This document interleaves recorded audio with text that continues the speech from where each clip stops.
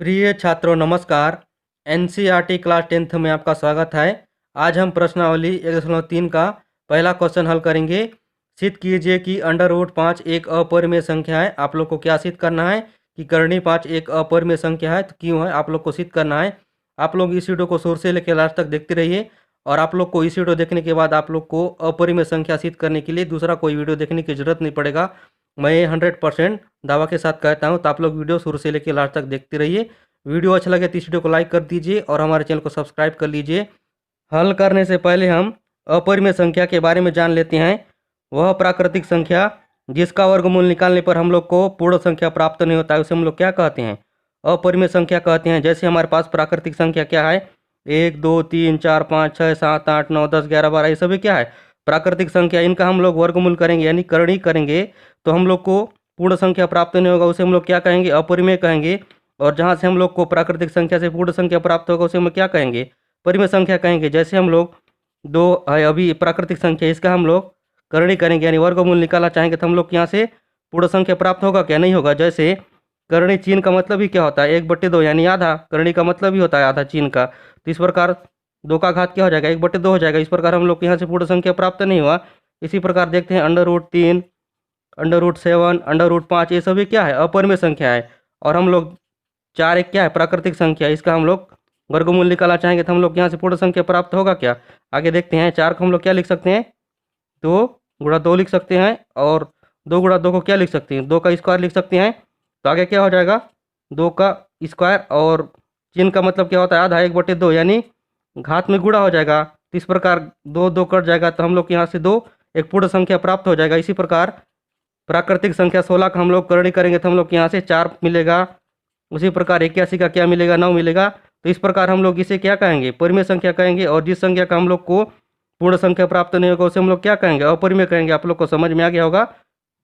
वह प्राकृतिक संख्या जिसका वर्गमूल निकालने पर हम लोग को वहाँ से पूर्ण संख्या प्राप्त नहीं होता है उसे हम लोग क्या कहते हैं? अपरिमेय संख्या कहते हैं। और आप लोग भी जानते हो कि under root 5, under root 2, under root 3, under root 7, ये सभी क्या है?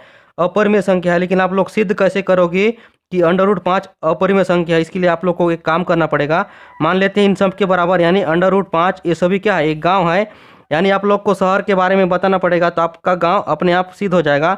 इसी प्रकार आप लोग यहाँ परिमेय संख्या के बारे में आप लोग बताना शुरू कर दो तो आप लोग का अंडर रूट 5 एक अपरिमेय संख्या अपने आप निकल जाएगा। जैसे हम लोग गांव को सिद्ध करना है तो इसलिए हम लोग शहर के बारे में बताना शुरू कर देते हैं कि शहर में ये होता है, ये होता है। तो अपने आप गांव सिद्ध हो जाएगा कि गांव में ये नहीं होता। इस प्रकार आप लोग पहचान जाओगे कि गांव इस प्रकार से होता है और आपका सिद्ध हो जाएगा। उसी प्रकार आप लोग यहाँ परिमेय संख्या के बारे में बताना शुरू कर दो कि परिमेय संख्या में ये होता है तो अंडर रूट 5 एक परिमेय संख्या अपने आप सिद्ध हो जाएगा। और परिमेय संख्या क्या होता है? वह प्राकृतिक संख्या जिसका हम लोग वर्गमूल निकालने पर हम लोग को वहाँ से पूर्ण संख्या प्राप्त होता है यानी उसमें करणी नहीं होता है, पूर्ण संख्या प्राप्त होता है। उसे हम लोग क्या कहते हैं? परिमेय संख्या कहते हैं। और परिमेय संख्या को हम लोग किसके रूप में लिखते हैं? P/Q के रूप में लिखते हैं। इसलिए 5 है, इसका मतलब क्या है? 5/1 है। इस प्रकार क्या हो जाएगा? P/Q हो जाएगा, जो कि परिमेय संख्या को हम लोग P/Q के रूप में लिखते हैं। और Q बराबर कभी 0 नहीं होता। यानी जैसे यहाँ हमारा प्राकृतिक संख्या क्या है? 2 3 4 5 सभी है। इसका मतलब क्या है? 2 है, इसका मतलब 2/1 है। 3 है, इसका मतलब 3/1 है। 4 है, इसका मतलब 4/1 है। यानी P का मान 0 हो सकता है लेकिन Q का मान कभी 0 नहीं होगा। इस बात का आप लोग को ध्यान रखना। तो आप लोग को समझ में आ गया होगा। और हम लोग को क्या मानना है? मान लेते हैं इस प्रकार से हमारा अंडर रूट 5 एक अपरिमेय संख्या की जगह मान लेते हैं अंडर रूट 5 एक परिमेय संख्या है। और हम लोग परिमेय संख्या के बारे में बताना शुरू कर देते हैं। इस प्रकार हमारा अंडर रूट 5 एक अपरिमेय संख्या है, सिद्ध हो जाएगा। तो चलिए शुरू करते हैं। इस प्रकार हल लिख लीजिए और आप लोग यहाँ मान लीजिए, माना अंडर रूट 5 एक परिमेय संख्या है। इसके विपरीत मान लेना है आप लोग को। इस प्रकार से आप लोग परिमेय संख्या के बारे में बताना शुरू कर दीजिए तो आपका अंडर रूट 5 एक अपरिमेय संख्या अपने आप सिद्ध हो जाएगा। माना अंडर रूट 5 एक परिमेय संख्या है। इस प्रकार से आप लोग को मान लेना है।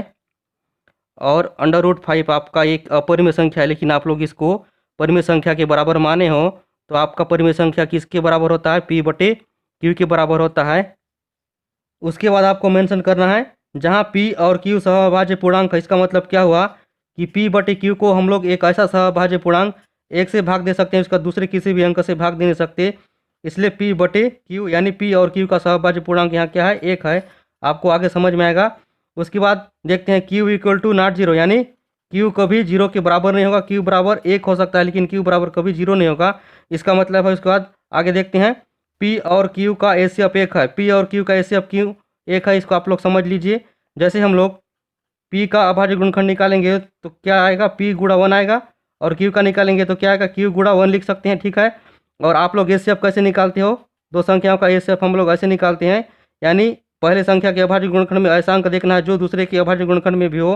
तो यहाँ देखते हैं पी के अभाज्य गुणनखंड में एक ऐसा अंक है जो क्यू के अभाज्य गुणनखंड में है, इसलिए इन दो संख्याओं यानी पी और क्यू का एचसीएफ क्या है, एक है। आपको समझ में आ गया होगा। इस प्रकार से आप लोग को मेंशन कर लेना है और आप लोग को समझ लेना है, तो आपको समझ में आ गया होगा। ये होता है परिमेय संख्या का नियम, और परिमेय संख्या का एचसीएफ क्या होता है, एक होता है। अगर हमारा अंडर रूट 5 अपरिमेय संख्या है तो इसका एचसीएफ एक नहीं आएगा, तो आप लोग समझ जाइए कि अंडर रूट 5 एक अपरिमेय संख्या है अगर एचसीएफ एक नहीं आया तो, ठीक है। अब आपको दोनों पक्षों का वर्ग करना है, इस प्रकार से आप लोग को लिख लेना है, दोनों पक्षों का वर्ग करने पर। आप लोग दोनों पक्षों का वर्ग क्यों करते हो, क्योंकि हम लोग करणी को, इस चिन्ह को हटाने के लिए हम लोग दोनों पक्षों का वर्ग करते हैं। इस प्रकार अंडर रूट 5 का वर्ग कर लेते हैं और पी बटे क्यू का वर्ग कर लेते हैं। इस प्रकार आगे क्या हो जाएगा, अंडर रूट 5 का स्क्वायर है, इसका मतलब अंडर रूट 5 गुणा अंडर रूट 5 लिख सकते हैं, और हम लोग को यहाँ से 5 मिल जाएगा, क्यू मिल जाएगा। इस प्रकार आप लोग देख लीजिए, क्योंकि हम जानते हैं कि ये सूत्र होता है, इस सूत्र में आप लोग लगा लीजिए, यानी समान संख्या रहता है तो घात एक दूसरे से जुड़ते हैं, और यहाँ चिन्ह का मतलब क्या है, आधा है तो यहाँ घात जुड़ जाएगा और दो दो कट जाएगा। इस प्रकार से हम लोग को 5 मिल जाएगा, कर्ण इस प्रकार से हट जाएगा। और आप लोग को पता है अंडर रूट 3 गुणा अंडर रूट 3 करोगे तो आप लोग को यहाँ से एक 3 संख्या प्राप्त हो जाएगा। इसी प्रकार से इस प्रकार अंडर रूट 5 का वर्ग करेंगे तो यहाँ क्या मिल जाएगा, 5 मिल जाएगा। और पी बटे क्यू का स्क्वायर है, इसका मतलब क्या है, एक बार पी का स्क्वायर हो जाएगा और एक बार क्यू का स्क्वायर हो जाएगा, और 5 को हम लोग 5/1 लिख सकते हैं।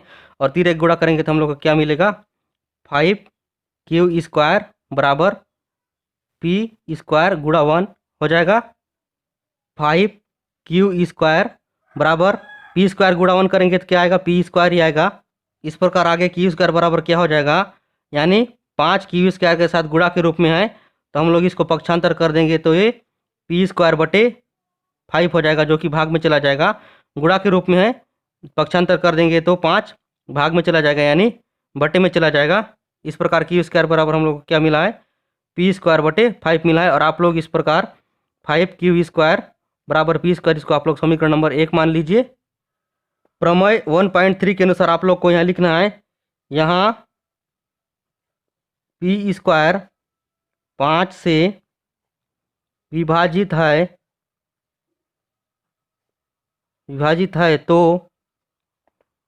पी भी 5 से विभाजित होगा, यानी पी भी 5 से भाग चला जाएगा, 5 से विभाजित होगा। इस प्रकार से आप लोग को लिख लेना है, पी स्क्वायर 5 से विभाजित है तो पी भी 5 से विभाजित होगा। इसका मतलब मैं आप लोग को समझा देता हूँ। मान लेते हैं पी बराबर हम लोग यहाँ 5 मान लेते हैं, और पी स्क्वायर की जगह हम लोग यानी पी की जगह 5 रख लेते हैं। इस प्रकार 5 का स्क्वायर हो जाएगा बटे 5, और 5 का स्क्वायर कितना होता है, 5 पंचे 25 बटे 5। पी स्क्वायर 5 से विभाजित है, इसका मतलब 25 भी 5 से विभाजित होगा, यानी 5 से पूरा पूरा भाग चला जाएगा। 5 एकम 5, 5 पंचे 25, यानी 5/1 आ गया, जो कि पूरा पूरा भाग चला गया। इसी प्रकार पी स्क्वायर 5 से विभाजित है तो पी भी 5 से विभाजित होगा। हम लोग पी की जगह 5 रखते हैं तो भी भाग चला गया, 5 एकम 5, 5 एकम 5। इस प्रकार आप लोग को समझ में आ गया होगा। और आप लोग 5 का पहाड़ा बना लीजिए, 5 एकम 5, 5 दूनी 10, 5 तिया 15, 5 चौक 20 और 5 पंचे 25। इस प्रकार से होता है कि नहीं होता है, होता है। और आप लोग पी स्क्वायर बराबर यहाँ क्या माने हो, यानी पी स्क्वायर बराबर आपका क्या है, 5 गुणा 5, यानी 5 का स्क्वायर किए तो 5 गुणा 5 आया, ठीक है। उसके बाद पी बराबर आप लोग क्या माने हो, 5 माने हो, और 5 को हम लोग 5 गुणा 1 लिख सकते हैं। तो यहाँ देख लीजिए, पी स्क्वायर और पी का आप लोग अभाज्य गुणनखंड निकालोगे तो आप लोग को यहाँ से एचसीएफ निकालना है, पी और स्क्वायर और पी का एचसीएफ, यानी पी का एचसीएफ आप लोग को निकालना है, तभी तो आप लोग पता करवाओगे कि यह परिमेय संख्या है कि परिमेय संख्या है, ठीक है। पी स्क्वायर के अभाज्य गुणनखंड में ऐसा अंक देखना है जो पी के अभाज्य गुणनखंड में भी हो। तो आप लोग यहाँ देख लीजिए, पी स्क्वायर के अभाज्य गुणनखंड में 5 एक ऐसा अंक है जो पी के अभाज्य गुणनखंड में भी है, इसलिए पी स्क्वायर या बोल सकते हो पी का एचसीएफ क्या हो जाएगा, 5 हो जाएगा, ठीक है। आप लोग को समझ में आ गया होगा। इस प्रकार आपको यहाँ लिखना है, तब पी का एचसीएफ क्या होगा, 5 होगा। इस प्रकार से आप लोग को लिख लेना होगा। और आप कैसे निकाले, आप समझ चुके हो। P बराबर हम लोग यहाँ क्या माने हैं, 5 माने हैं, और P का HCF क्या है, 5 है, इसलिए P के जितने भी हम लोग अभाज्य गुणनखंड निकालेंगे उसमें 5 तो होगा ही, क्योंकि P का HCF 5 है, इसलिए 5 P के जितने भी अभाज्य गुणनखंड निकालेंगे उसमें होगा। और साथ में जो नंबर आ रहा है गुणा के रूप में वो चेंज हो रहा है, तो एक बार 1 आ रहा है तो एक बार 5 आ रहा है। तो इसी प्रकार एक बार देखते हैं, 1 आ रहा है, 2 आ रहा है, 3 आ रहा है, 4 आ रहा है, 5 आ रहा है, ये चेंज हो रहा है। इस चेंज हो रहा है इस मान को हम लोग यानी इस संख्या को हम लोग क्या लिख सकते हैं, m लिख सकते हैं, और P का HCF 5 है तो वही रहेगा। इस प्रकार P बराबर यहाँ 5 गुणा m यानी P बराबर हम लोग 5m मान सकते हैं। तो इस प्रकार से हम लोग को यहाँ P बराबर 5m मिल चुका है, इसको आप लोग को यहाँ लिख लेना है। उसी प्रकार √3 अपरिमेय संख्या, इसमें भी सिद्ध करोगे तो इसमें भी 3 का आप लोग को पहाड़ा बना लेना है। P बराबर इस प्रकार आप लोग को मान लेना है 3 गुणा 2, इसी प्रकार से होते जाएगा। लेकिन इस प्रकार आप लोग यहाँ से भी आप लोग को 3m मिल जाएगा। करनी 5 के में निकालोगे, 7 के में निकालोगे तो आप लोग को P बराबर क्या मिलेगा, 7m मिलेगा। इसी प्रकार से आप लोग को समझ लेना है। इस प्रकार आपको यहाँ लिखना है, माना P बराबर आप लोग क्या माने हो, 5m माने, इस प्रकार आप लोग को लिख लेना है। और आपको यहाँ लिखना है समीकरण नंबर 1 में P के मान को रखने पर, और आपका समीकरण नंबर 1 क्या है, उसमें आप लोग को P के मान को रखना है। समीकरण नंबर 1 हमारा क्या है, 5q² बराबर P² है। इस प्रकार लिख लेते हैं 5q², और P² के जगह में आप लोग P का मान रखोगे, P बराबर यहाँ क्या है, 5m है, तो इस प्रकार 5m का स्क्वायर हो जाएगा, क्योंकि P का स्क्वायर है। इस प्रकार आगे क्या हो जाएगा, 5q², और 5m² है, इसका मतलब क्या हो जाएगा, 5m गुणा 5m, 2 बार लिख सकते हैं। इस प्रकार आगे क्या हो जाएगा, 5q² और 5 पंचे 25, और m जुड़ के क्या हो जाएगा, m का स्क्वायर हो जाएगा। इस प्रकार 5 एकम 5, 5 पंचे 25, तो इसके बाद क्या बचा, q² बराबर 5m² बचा। यहाँ आपको जमा के लिखना है इस प्रकार, 5m² बराबर क्या हो जाएगा, q² हो जाएगा, और m² बराबर क्या हो जाएगा, 5m² के साथ गुणा के रूप में, जिसको हम लोग पक्षांतर कर देंगे तो भाग में चला जाएगा। इस प्रकार q² बटे 5 हो जाएगा। तो आप लोग यहाँ भी समझ लीजिए, प्रमेय 1.3 के अनुसार, प्रमेय 1.3 के अनुसार आपको यहाँ लिखना है, यहाँ q² 5 से विभाजित है तो Q भी 5 से विभाजित होगा। इस प्रकार से आप लोग को लिख लेना है, जैसे P² के बारे में लिखे तो इसे आप लोग को लिख लेना है। और आपका यहाँ HCF क्या हो जाएगा, Q का, तो आप लोग को यहाँ लिखना है, तब Q का HCF यानी गुणनखंड क्या होगा, 5 होगा। इस प्रकार से आप लोग को लिख लेना है। अब आपको यहाँ स्थिति फर्स्ट बना लेना है इस प्रकार से, और स्थिति सेकंड भी बना लेना है इस प्रकार से। आप लोग को यहाँ स्थिति सेकंड क्या आया था, इस प्रकार यहाँ स्थिति सेकंड बना लेना है। और आप लोग को स्थिति फर्स्ट और स्थिति सेकंड में देखना है कि हमारा HCF यहाँ क्या आ रहा है, 5 आ रहा है, और Q का HCF भी 5 आ रहा है, और P का HCF भी 5 आ रहा है।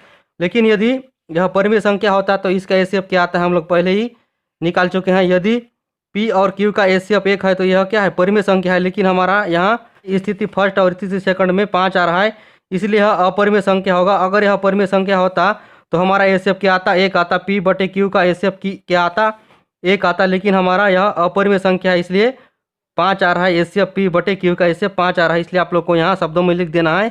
यहाँ आपको लिखना है, हम जानते हैं कि परिमेय संख्या P बटे Q का HCF 1 होता है यदि यह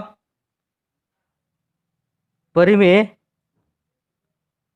संख्या होता तो P बटे Q का HCF 1 होता, परंतु यह यानी √5 एक अपरिमेय संख्या है, इसीलिए P बटे Q का HCF 5 आया है। अतः √5 एक अपरिमेय संख्या है, इस प्रकार आप लोग को लिख लेना है। इस प्रकार से हम लोग सिद्ध कर चुके हैं, यही हमारा आंसर है। प्रिय छात्रों, आपको अगर यह क्वेश्चन समझ में आया तो इस वीडियो को लाइक कर दीजिए और हमारे चैनल को सब्सक्राइब कर लीजिए। इसी तरह के इंटरेस्टिंग वीडियो के लिए नेक्स्ट वीडियो मिलते हैं, तब तक के लिए नमस्कार। वीडियो देखने के लिए बहुत बहुत धन्यवाद।